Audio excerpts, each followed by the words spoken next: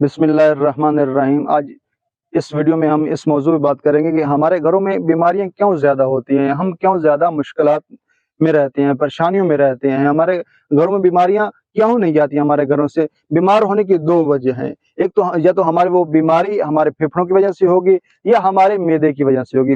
अब फेफड़ों की वजह से क्यों बीमारी होगी, उसकी क्या वजूहात हैं कि फेफड़ों की वजह से क्यों बीमारियां पैदा होती हैं। नंबर वन, पहली चीज़ है कि हमारा माहौल जो है वो बिल्कुल साफ नहीं है। हम जो हर रोज हर वक्त ऑक्सीजन ले रहे हैं, जो हमारे अंदर ऑक्सीजन जा रही है, ये हवा हम ले रहे हैं, ये पाक साफ नहीं है। जब वो फेफड़ों तक पहुंचती है तो उससे मुख्तलिफ बीमारियां जन्म लेती हैं।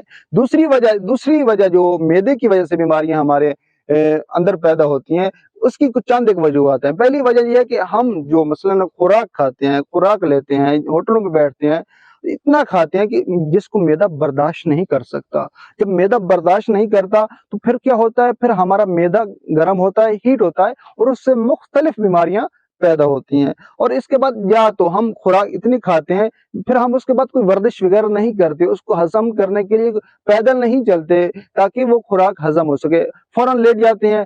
खाना खाया, बिस्तर पर चले गए, फौरन लेट गए। और जब हम सोते हैं तो फिर हमारे ऊपर आज क्यों ज्यादा जवानों में अटैक के मसाइल आ रहे हैं, यही वजह है कि बहुत ज्यादा खाना और फिर उसको हजम किए बगैर जाके लेट जाना और फिर उस वक्त वो अटैक का शिकार हो सकता है। तो इसकी ये वजह है कि जब ऐसी पहली चीज है कि ऐसी खुराक का इस्तेमाल करें जिसको मैदा बआसानी हजम कर सके और वो खुराक खाएं जो हजम होने के काबिल हो।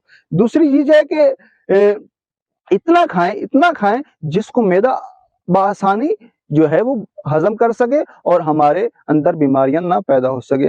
दूसरी चीज है कि जो फेफड़ों की वजह से बीमारियां होती हैं, उससे बचने का तरीकाकार ये है कि हम सुबह सुबह उठें, ताजा ताजा ऑक्सीजन जो सुबह की ऑक्सीजन है, पाक साफ ऑक्सीजन है, उसको अपने अंदर ले जाएं।